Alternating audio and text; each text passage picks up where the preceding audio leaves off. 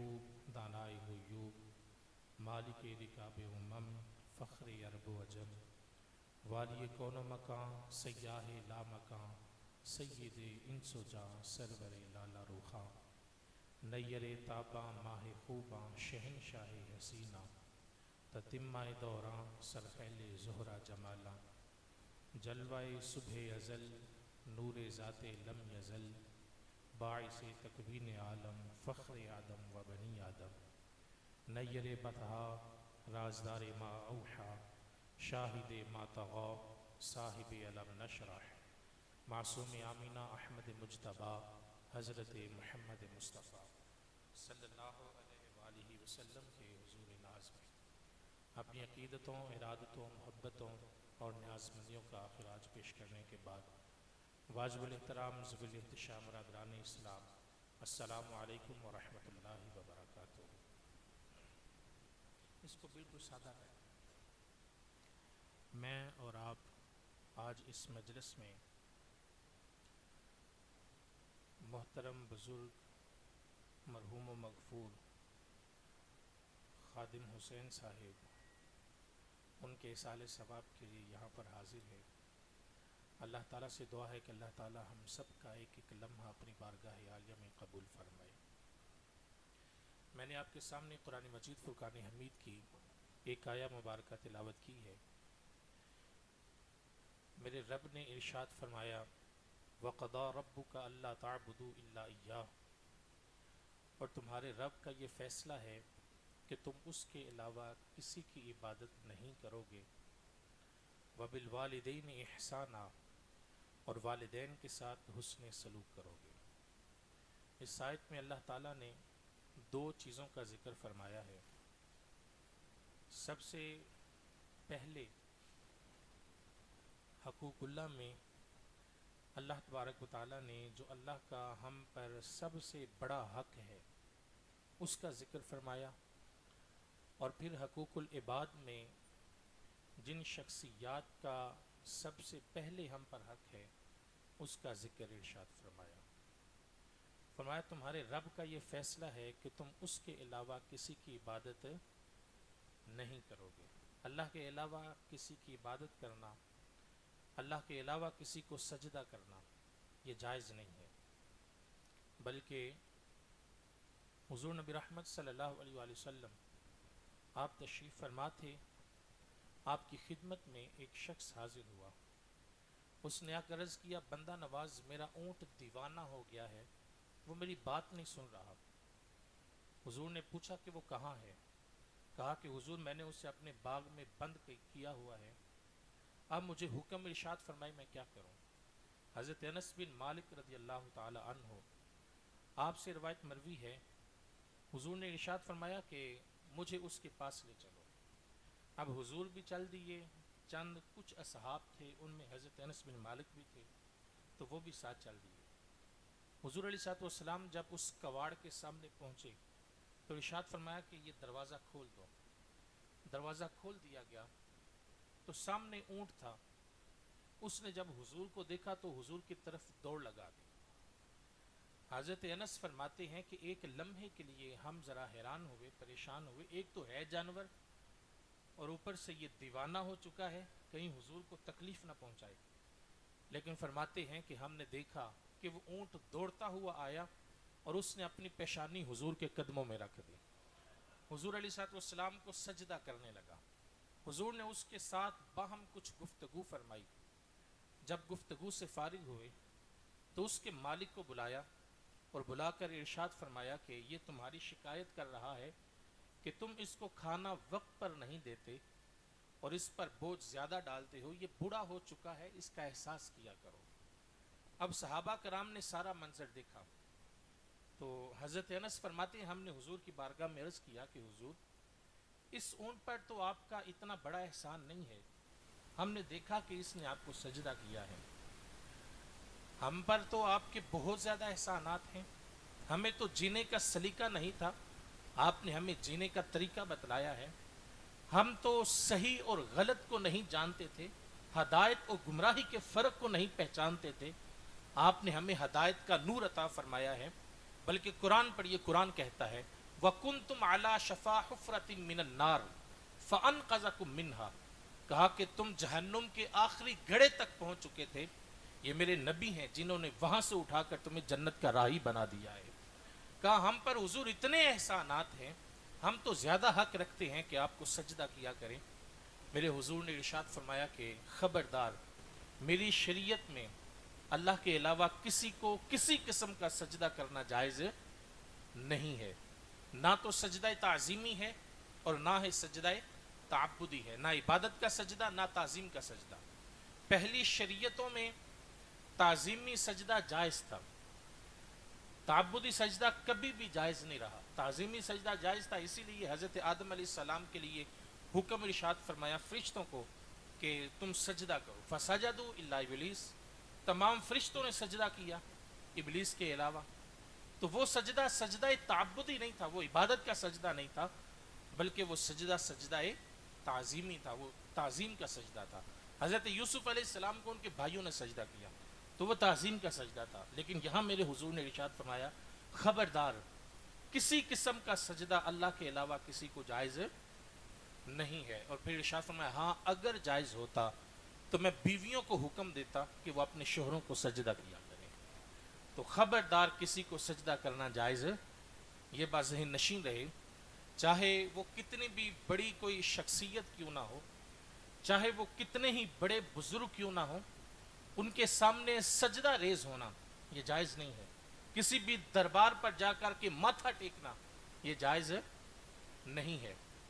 اچھا، یہاں سے کچھ لوگوں نے یہ سمجھا کہ شاید اب تعظیم کرنا بھی جائز نہیں رہا، اب اگر کوئی شخص اپنے والدین کے قدموں کو بوسہ دے دیتا ہے یہ بھی شرک ہے، اگر کوئی شخص کسی سے جھک کر کے مل لیتا ہے یہ بھی شرک ہے، اگر کوئی شخص جو ہے وہ کسی کی تعظیم کرتا ہے تو یہ شرک ہو جاتا ہے۔ یہ بات ذہن نشین رہے کہ اس سے شرک نہیں ہوتا، شرک سجدہ کرنے سے ہوتا ہے، اور سجدے کے علاوہ اگر شخص صرف بوسہ دیتا ہے تو اس سے شرک نہیں ہوتا۔ بلکہ حضور تشریف فرما تھے، بڑی مشہور روایت ہے، حضور کی بارگاہ میں ایک شخص آیا اور آ کر اس نے کہا کہ ایک اعرابی تھا، اس نے کہا کہ حضور میں مانتا ہوں کہ آپ اللہ کے رسول ہیں، آپ اللہ کے آخری نبی ہیں، میں اس کو مانتا ہوں، لیکن میں اپنی آنکھوں کے سامنے کوئی معجزہ دیکھنا چاہتا ہوں۔ حضور نے ارشاد فرمایا بتاؤ کیا دیکھنا چاہتے ہو؟ کہا کہ حضور وہ جو درخت ہے میں چاہتا ہوں کہ وہ درخت آپ کی بارگاہ میں آئے اور آپ کی رسالت کی گواہی دے۔ حضور نے اس درخت کو حکم نہیں دیا بلکہ اس اعرابی کو کہا جاؤ جا کر اس کو میرا پیغام دے دو، تمہیں اللہ کے رسول بلا رہے ہیں۔ اچھا، اب کیا ہوا جب اس کو یہ پیغام ملا؟ حدیث کے لفظ ہیں کہ وہ درخت خوشی سے جھومنے لگا، کبھی وہ دائیں ہوتا ہے کبھی وہ بائیں ہوتا ہے، یار اسے رسول اللہ کا پیغام نصیب ہوا تھا۔ اب وہ حضور علیہ السلام کی بارگاہ میں آیا اور آ کر حضور سے محو گفتگو ہوا، حضور نے اس سے چند سوال کیے، اس نے اس کے جواب دیے۔ اب کیا ہوا، اس صحابی نے دیکھا کہ حضور تو میری بجائے اب ان کی توجہ اس درخت پر ہو گئی، تو اس سے رہا نہ گیا، اس نے کہا حسبی حسبی، حضور کافی ہو گیا کافی ہو گیا، اب اس کو حکم دیں کہ یہ واپس پلٹ جائے۔ وہ درخت جیسے آیا تھا ویسے ہی واپس پلٹا، اس کی جو جڑ جہاں جہاں سے نکلی تھی وہاں وہاں دوبارہ پیوست ہو گئی۔ اب اس رابی نے حضور کی بارگاہ میں عرض کیا، کہا کہ حضور مجھے آپ اجازت مرحمت فرمائیں، میں آپ کی پیشانی پر اور آپ کے قدموں پر بوسہ دینا چاہتا ہوں۔ حضور علیہ السلام نے اجازت دی، اور یار قربان جائیں اس کی قسمت پر، اس نے آگے بڑھ کر حضور کی پیشانی پر بھی بوسہ دیا، حضور کے قدمین پر بھی بوسہ دیا۔ حضور علیہ السلام ایک طرف سجدہ کرنے سے منع کر رہے ہیں اور دوسری طرف قدموں پر بوسہ دینے کی اجازت دے رہے ہیں، تو اس سے یہ پتہ چلتا ہے کہ بوسہ اور چیز ہے اور سجدہ اور چیز ہے۔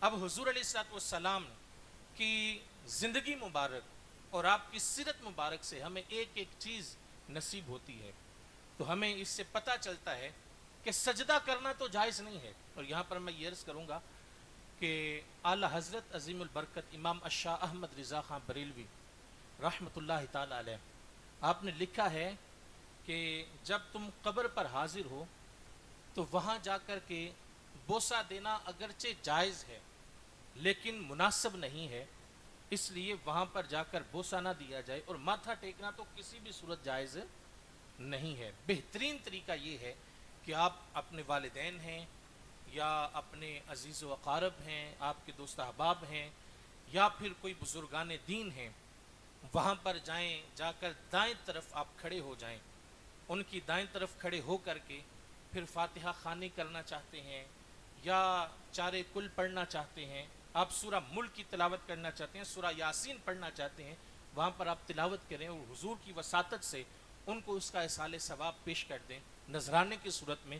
یقین جانیے صاحب قبر بڑے راضی ہوں گے، اور اگر وہ بزرگ ہیں تو ان کا جو تعلق ہے وہ آپ کی روح کے ساتھ جڑ جائے گا اور آپ کو فیض نصیب ہوگا۔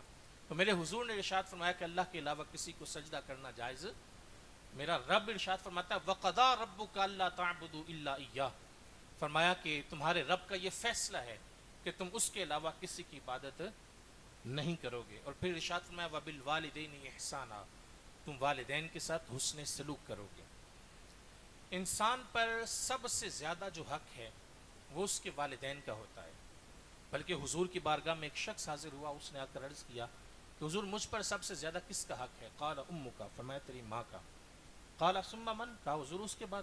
قال امک، فرمایا پھر تیری ماں کا۔ قال ثم من، حضور اس کے بعد کس کا ہے؟ قال امک، فرمایا تیری ماں کا ہے۔ اس نے چوتھی مرتبہ پھر پوچھا تو پھر ارشاد فرمایا ابو کا، تیرے باپ کا ہے۔ علماء نے لکھا ہے، فرماتے ہیں کہ پہلے 3 حق ماں کے رکھے اور پھر 1 حق باپ کا رکھا، لیکن دوسری طرف، اچھا یہ فضیلت ہے ماں کو، لیکن دوسری طرف حضور سے پوچھا گیا حضور اگر ماں باپ کے درمیان کوئی شکر رنجی ہو جائے تو اب باپ کچھ اور کہہ رہا ہے، ماں کچھ اور کہہ رہی ہے، اب بیٹے کے لیے یا اولاد کے لیے کیا حکم ہے، وہ کس کا کہا مانیں گے؟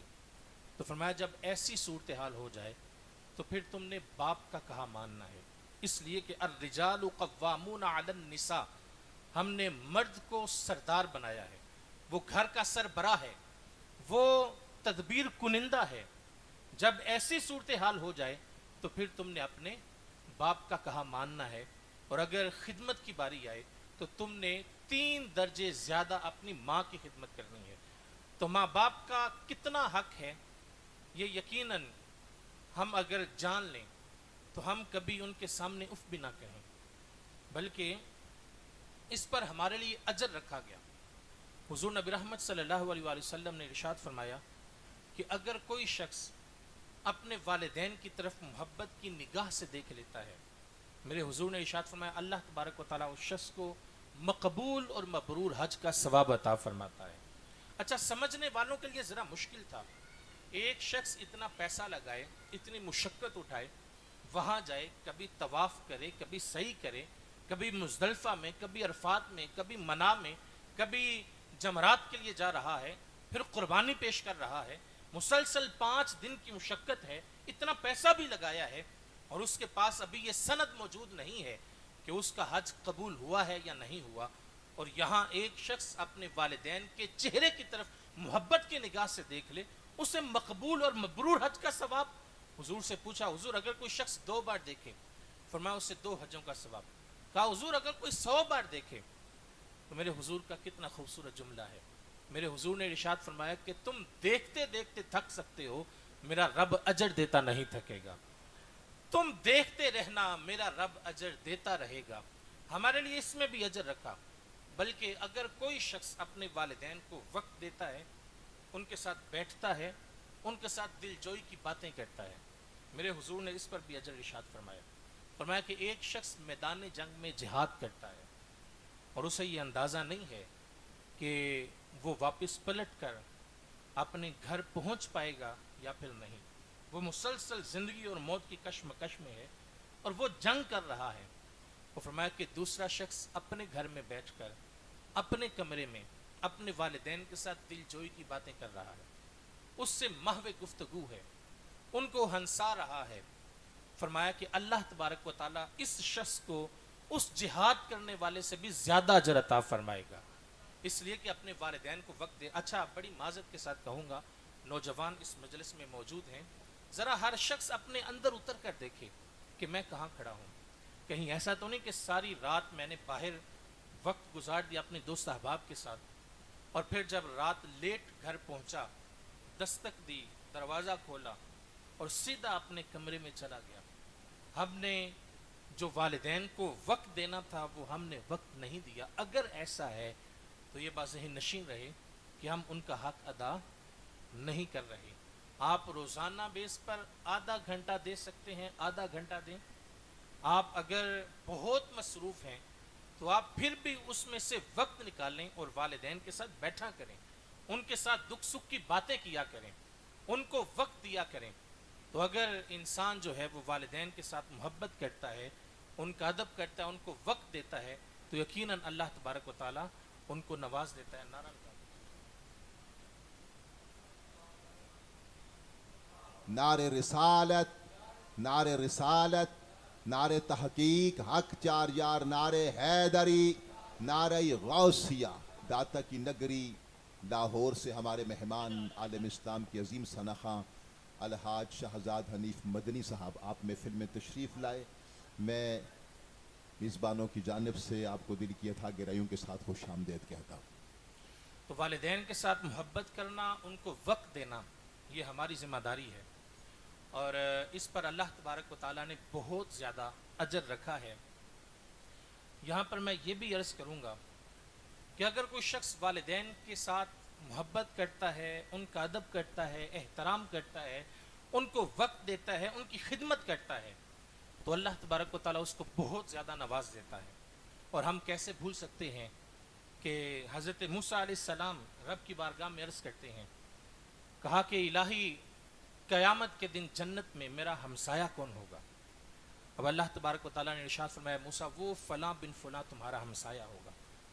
اچھا، وہاں پر پہنچ گئے، خیال تھا کہ کوئی بہت بڑا عالم ہوگا، کوئی بڑا متقی ہوگا، پرہیزگار ہوگا، لیکن جب وہاں پر گئے تو دیکھا کہ وہ ایک کسائی تھا، وہ گوشت بیچنے والا تھا۔ اس کے ساتھ بات کی، اس کے ساتھ کچھ وقت گزارنے کی بات کی، تو اس نے کہا کہ ٹھیک ہے۔ اب وہ حضرت موسیٰ علیہ السلام کے نام سے تو واقف تھا، لیکن کبھی ملاقات نہیں تھی، شکل و صورت سے واقف نہیں تھا۔ حضرت موسیٰ نے اس وقت بتایا بھی نہیں کہ میں کون ہوں۔ اب حضرت موسیٰ علیہ السلام اس کے ساتھ رہنے لگے۔ اب کیا ہوا، اس کے پاس جو بیچنے کے لیے سامان تھا، اس میں سے جو سب سے اچھی چیز تھی، جو سب سے اچھا پیس تھا، گوشت تھا، وہ اس نے ایک طرف کیا اور باقی اس نے بیچ دیا۔ اچھا، جب فارغ ہوا تو اس نے وہ ٹکڑا لیا اور گھر چلا گیا، اور وہاں پر جا کر وہ اپنے ہاتھوں سے بنانے لگا۔ جب کھانا تیار ہوا، اب ہمارے ہاں کیا ہوتا ہے، ہمارے ہاں ہوتا ہے ایسے ہے کہ اگر کوئی مہمان آئے تو ہم سب سے پہلے کھانا مہمان کو دیتے ہیں، اس کے بعد گھر والوں کو دیتے ہیں۔ اب حضرت موسیٰ علیہ السلام پاس ہیں، لیکن اس نے کھانا نہ خود کھایا اور نہ ہی مہمان کو دیا، بلکہ اس نے وہ کھانا لیا اور ایک طرف ایک بڑھیا تھی اس کے پاس چلا گیا، اپنے ہاتھوں سے لقمے توڑ کر اس کو کھلانے لگا۔ حضرت موسیٰ علیہ السلام نے دیکھا کہ وہ کچھ بڑبڑا رہی ہے اور یہ آگے سے مسکرا رہا ہے۔ جب وہ فارغ ہوا تو آپ نے پوچھا کہ یہ کون ہے؟ کہا کہ یہ میری ماں ہے۔ کہا کہ میں نے دیکھا کہ یہ کچھ بڑبڑا رہی تھی اور تم آگے سے مسکرا رہے تھے۔ کہا ہاں، میری ماں دیوانی ہے، مجھ سے بڑی محبت کرتی ہے، میں جب اس کی خدمت کرتا ہوں تو وہ مجھے دعا دیتی ہے کہ اللہ تعالیٰ تجھے جنت میں موسیٰ کی ہمسائیگی عطا فرمائے۔ اب کہاں موسیٰ علیہ السلام اللہ کے نبی، اللہ کے رسول، اللہ سے ڈائریکٹ ہم کلام ہونے والے صاحب کتاب ہیں، صاحب منصب و جاہ ہیں، اب کہاں ان کی ذات اور کہاں میں گناہ گار۔ حضرت موسیٰ علیہ السلام نے سنا، ارشاد فرمایا مبارک ہو، اللہ تعالیٰ نے تیری ماں کی اس دعا کو قبول فرما لیا ہے۔ تو جب کوئی شخص اپنے والدین کی خدمت کرتا ہے، ان کو وقت دیتا ہے، ان کا ادب اور احترام کرتا ہے، تو اللہ تبارک و تعالیٰ اس کو بہت زیادہ نواز دیتا ہے۔ حضرت امام غزالی علیہ رحمہ آپ نے لکھا ہے، فرماتے ہیں کہ ویسے انسان جب کوئی گناہ کرتا ہے تو اللہ تبارک و تعالیٰ کی یہ شان ہے کہ وہ اسی وقت پکڑ نہیں فرماتا، بلکہ اس کی سزا کو قیامت تک مؤخر کر دیا گیا۔ اور کہا کہ جب کوئی نیکی کرتا ہے تو اس کا اجر و ثواب بھی قیامت تک مؤخر ہوتا ہے، لیکن فرمایا ہاں ایک ایسا گناہ ہے انسان اگر وہ کر لے تو آخرت میں تو اس کی سزا ملے گی ہی ملے گی، لیکن اس دنیا میں بھی ضرور ملتی ہے۔ اور کہا کہ وہ گناہ والدین کی نافرمانی کرنا ہے، اور کہا کہ ایک ایسا اچھا عمل، ایک ایسی نیکی کہ جس کا اجر کل قیامت کے دن ملے گا ہی ملے گا، لیکن اس دنیا میں بھی ضرور ملتا ہے۔ فرمایا کہ وہ والدین کی فرما برداری ہے۔ اور میرے استاذ گرامی پیرزادہ محمد رضا ساقی مصطفی زیدہ مجدہ، آپ فرمایا کرتے ہیں آپ نشان لگا لو ایسے شخص پر کہ جو والدین کا بے ادب ہے، کہا تم کبھی بھی اس دنیا میں اس کو عزتوں کے تاج پہنتے ہوئے نہیں دیکھو گے، وہ ذلیل و رسوا ہوتا ہوا تمہیں نظر آئے گا۔ اور کہا نشان لگا لو ایسے شخص پر کہ جو والدین کا با ادب ہے، احترام کرنے والا ہے، خدمت کرنے والا ہے۔ فرمایا کہ تم کبھی بھی اس کی پگڑی کا کلس میلا ہوتے ہوئے نہیں دیکھو گے۔ اللہ تعالیٰ اس کی حفاظت فرماتا ہے اور اللہ تعالیٰ اس کو نواز دیتا ہے۔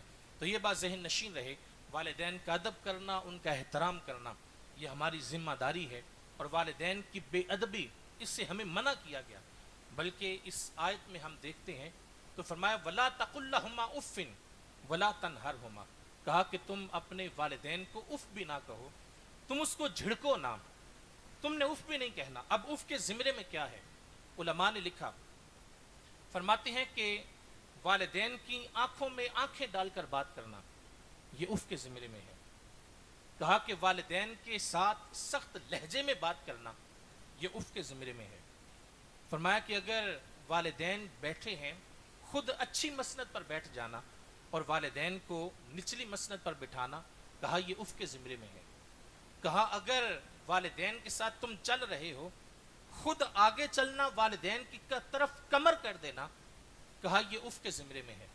اگر کوئی کام کر رہے ہیں، آپ فارغ کھڑے ہیں اور والدین کام میں مصروف ہیں، آپ ان کا ہاتھ نہیں بٹاتے ان کے کہے بغیر، کہا کہ اگر پھر بھی تم ہاتھ نہیں بٹاتے تو یہ اف کے زمرے میں ہے۔ بلکہ اس سے آگے کی بات کی، کہا اگر والدین بوڑھے ہو جائیں اور خود چل کر قضائے حاجت کے لیے نہ جا سکتے ہوں، حکم ہے کہ تم ان کا سہارا بنو۔ کہا کہ اگر دوران قضائے حاجت اس اٹھنے والی بدبو اور تعفن کی وجہ سے اولاد اپنے ناک کے اوپر کپڑا رکھ دیتی ہے، کہا یہ بھی اف کے زمرے میں ہے۔ تم نے ایسا بھی نہیں کرنا، اس لیے کہ جب تم چھوٹے تھے تمہاری صفائی ستھرائی کا خیال یہی رکھا کرتے تھے۔ آج بڑی معذرت کے ساتھ کہوں گا، ہم ذرا بڑے ہوئے اور ہم نے جدت کو اختیار کیا، ہمارے والدین جو ہیں وہ تھوڑا سا اس سوچ کے لحاظ سے پیچھے رہ گئے، اور ہم نے یہ سمجھا کہ شاید یہ دقیانوسی سوچ کے مالک ہیں۔ یہ بات ذہن نشین رہے، انہوں نے اپنی جوانی تمہارے لیے قربان کی ہے، انہوں نے اپنے اہم امور چھوڑ کر کے تمہاری خدمت کی ہے، تمہیں وقت دیا ہے، اور تمہارے لیے وہ کیا کچھ کرتے رہے ہیں۔ آج اگر تم جوان ہوئے ہو، تمہارے بازوؤں میں زور آیا ہے اور تم جو ہے وہ طاقتور ہو گئے ہو اور وہ بوڑھے ہو چکے ہیں، فرمایا کہ تم نے ان کی خدمت بھی کرنی ہے اور تمہارے ماتھے پر شکن بھی نہیں آنے چاہیے۔ یہ ہماری ذمہ داری ہے کہ ہم والدین کی خدمت کریں، جن کے والدین زندہ ہیں ان کا ادب کرنا، احترام کرنا، خدمت کرنا، یہ ہمارے لیے ضروری ہے۔ اور اگر والدین وفات پا جائیں تو ان کے لیے دعائے مغفرت کرنا، یہ ان کے لیے بھی فائدہ بخش ہوتا ہے اور ہمارے لیے بھی۔ میرے حضور نے ارشاد فرمایا کہ اگر کوئی شخص روزانہ اپنے والدین کے لیے دعائے مغفرت کرتا ہے، فرمایا کہ اللہ تبارک و تعالیٰ اس شخص کے رزق میں کبھی کمی واقع نہیں ہونے دیتا۔ اور ہم کیسے بھول سکتے ہیں بنی اسرائیل کے اس شخص کو؟ میرے حضور نے ارشاد فرمایا کہ وقت آیا کہ جب عذاب کو ہٹا دیا گیا، اس نے رب کی بارگاہ میں عرض کیا الہی میرا کوئی نیک عمل پسند آ گیا؟ کہا ایسی بات نہیں۔ کہا کیا ماجرا ہے؟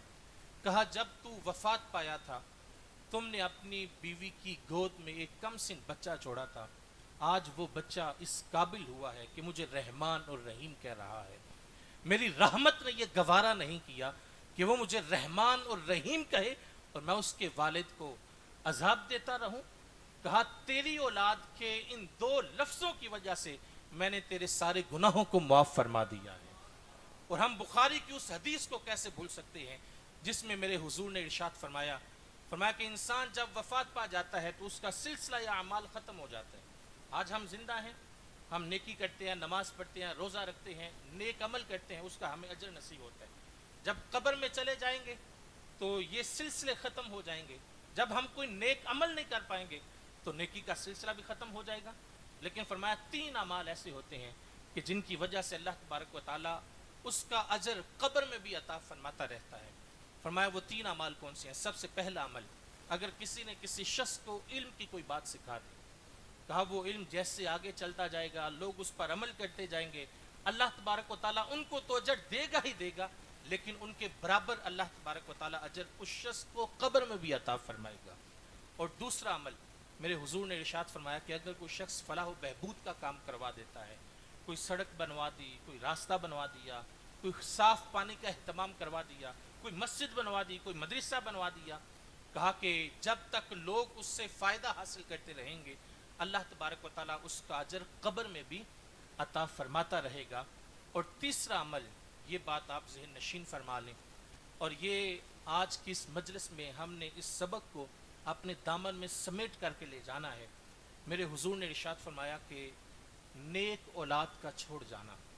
فرمایا کہ جب کوئی شخص نیک عمل کرتا ہے اللہ تبارک و تعالیٰ اس کو تو اجر دیتا ہی دیتا ہے، لیکن اس کے برابر اجر اللہ تبارک و تعالیٰ اس کے والدین کو قبر میں بھی عطا فرماتا ہے. اور یہ بات ذہن نشین رہے، اگر ہم بلا ناغہ باقاعدہ اپنے والدین کے لیے دعائیں مغفرت ہاتھ اٹھا کر نہ بھی کریں، ہم 5 وقت کی باجماعت نماز ادا کرتے رہیں، تو ہر نماز کی آخری رکعت میں ہم کہتے ہیں ربنا اغفر لی والی والدیہ، اے اللہ مجھے بھی بخش دے، میرے والدین کو بھی بخش دے. ہم نماز پڑھیں گے، ہم نیک اعمال کریں گے، ہمارے والدین کی روح خوش ہوگی.